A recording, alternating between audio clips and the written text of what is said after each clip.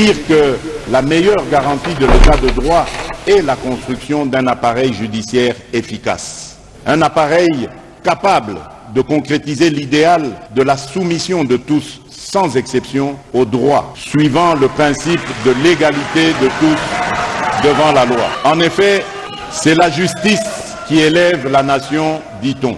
Fort de ce postulat, dès le début de mon mandat, mon engagement d'améliorer le fonctionnement de l'appareil judiciaire et de veiller à la bonne administration de la justice dans notre pays a été confronté à 3 défis majeurs. Le premier défi était celui des moyens humains insuffisants pour assurer une couverture judiciaire satisfaisante du territoire national au regard des effectifs disponibles. Le second défi était celui lié à l'extrême insuffisance de moyens financiers disponibles au vu de la modicité du budget alloué à l'administration de la justice. Le troisième défi était celui relatif aux moyens matériels quasi inexistants, faute d'infrastructures appropriées pour permettre d'une part à nos magistrats de dire le droit dans les bonnes conditions et d'autre part aux condamnés de purger les peines leur infligées dans un cadre pénitentiaire propice et respectueux des droits humains. À ces 3 défis majeurs précités s'ajoute la crise morale qui n'a pas épargné ce corps voulu élitiste.